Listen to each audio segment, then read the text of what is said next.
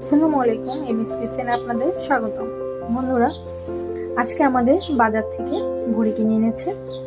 এটা কিন্তু আমি নিজ হাতে পরিষ্কার করেছি।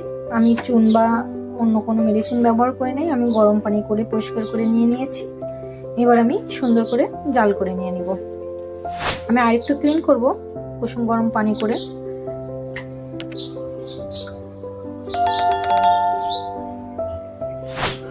আমি ভুঁড়িটি খুব সুন্দর করে পরিষ্কার করে নিয়েছি আবারও। এবার আমি এমন ছোট ছোট করে পিস করে নিয়েছি। এবার আমি হলুদ এবং লবণ দিয়ে একটু জাল করে নিব।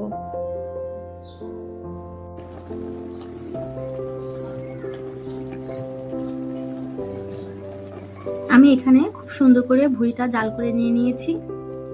ভুঁড়িগুলো জাল করে নিয়ে এভাবে ছোট ছোট করে আমি কেটে নিয়েছি। এবার চলুন ভুঁড়িটা ভুনা করে নেওয়া যাক।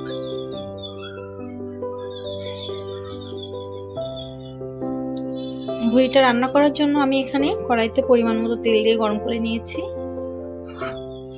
এবং এখানে নিয়ে নিয়েছি গোটা কিছু গরম মশলা, তেজপাতা, পেঁয়াজ কুচি, গোটা কিছু রসুন। এবার আমি দিয়ে দিব।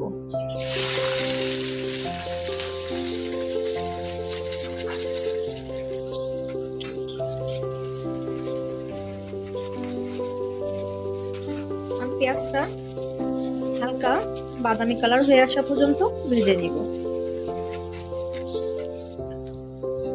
পেঁয়াজটা বাদামি কালার হয়ে এসেছে। এবার আমি দিয়ে দিব আদা এবং রসুন বাটা।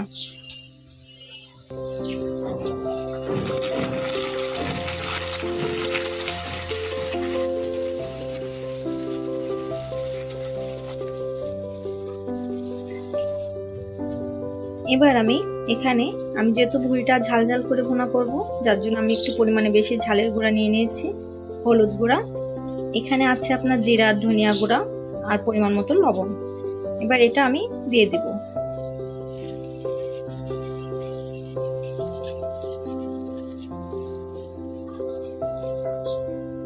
মশলাটা কষিয়ে নেওয়ার জন্য আমি সামান্য একটু পানি দিয়ে দিব। দিয়ে আমি ভালোভাবে মশলাটা কষিয়ে নেব।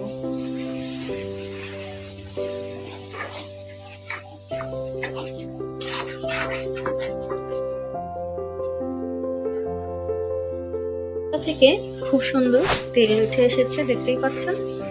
এবার আমি ভুঁড়িটা দিয়ে দেব।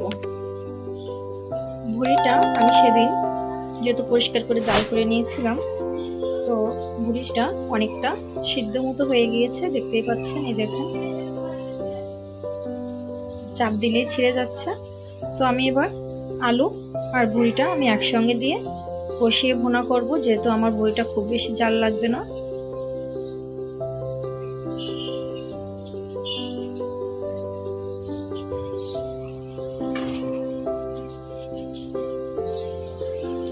আমি পরিমাণে অল্প কিছু আলু দিয়েছি। আমি আলু খেতে পছন্দ করি, আপনারা যদি পছন্দ না করেন নাও দিতে পারেন। এবার আমি আলু আর ভুঁড়িটা এবার সুন্দর করে আমি মিডিয়াম আঁচে কষিয়ে নেব মশলার সঙ্গে।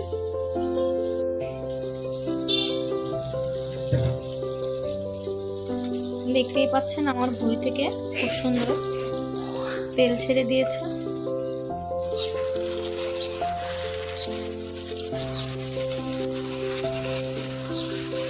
আমি মশলার সঙ্গে খুব সুন্দর করে ভুনে নিয়েছি। এবার আমি সামান্য একটু পানি দিয়ে দিব, যাতে ভুঁড়িটা আরো সুন্দর ভুনা মাখো মাখো হয়।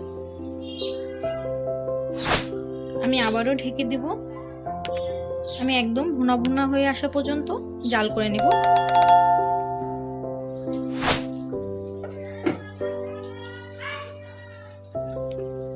আমার ভুঁড়ি ভুনা কিন্তু হয়ে গিয়েছে।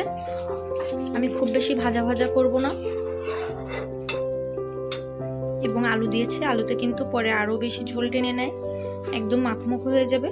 এবার আমি দিয়ে দিব ভাজা জিরা এবং গরম মশলার গুঁড়া।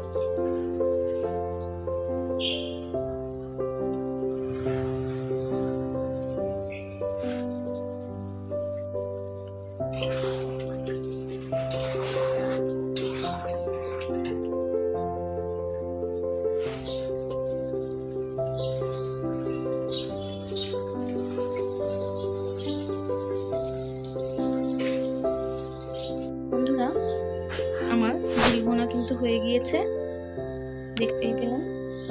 তো যারা এখন আমার চ্যানেলটিকে সাবস্ক্রাইব করেন নাই এবং ফেসবুকে ফলো করেন নাই, অবশ্যই করে নেবেন এবং এমএস কিচেনের পাশে থাকবেন। ধন্যবাদ বন্ধু।